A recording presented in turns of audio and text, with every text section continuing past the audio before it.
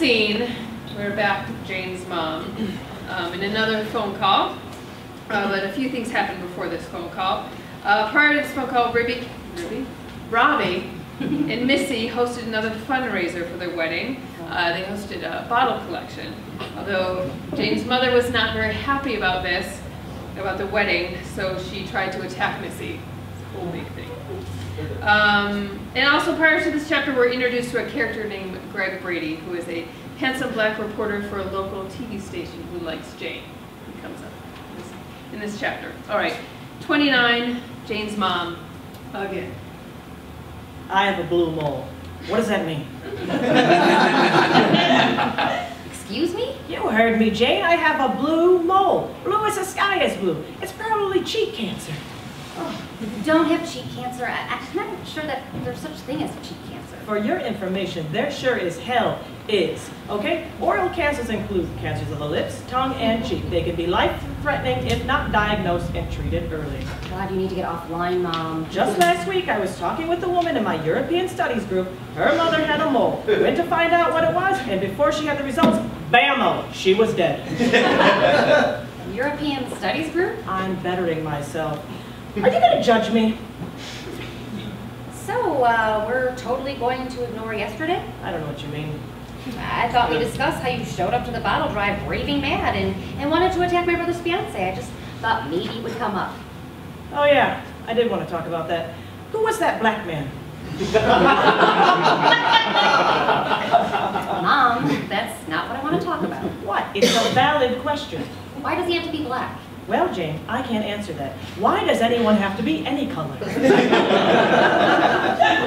didn't mean that. I meant whatever. He's a news reporter from Channel 8 Action News. He nearly pulled my arm out of my socket. I could sue. Sue? He should sue you. I have $4,436 in the bank. If you want to take money from an old lady with cheek cancer, go right ahead. You don't have cheek cancer. I might. You ever think about having a baby with him? With who? The black guy.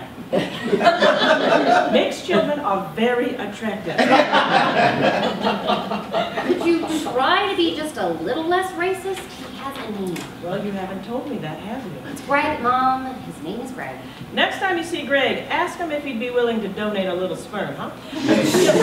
Wear something pretty that shows off your boobs. Darker skinned men like a little extra.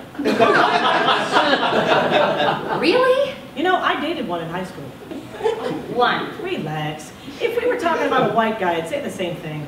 Oh, well then, by all means, please go ahead. He lived 2 houses down from my parents. His name was Henry. We were the same age, although he was a grade ahead of me. During the summers, he'd come over and cut my parents' grass. And what? He ended up cutting my grass, too. You know what I mean? What? That man had a tongue the size of an eggplant. With a penis to match. I do not need to know this. Pretty much ruined me for other men and for the rest of my life.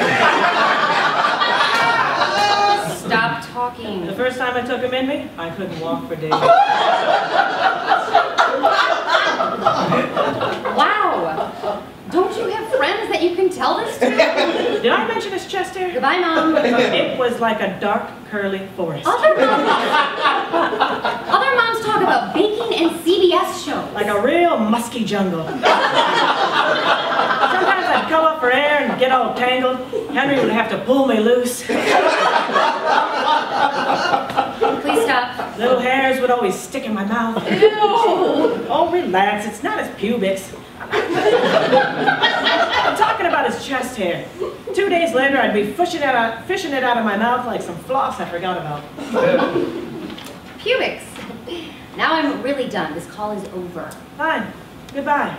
If I don't talk to you later, it's because of the cheek cancer. I hung up.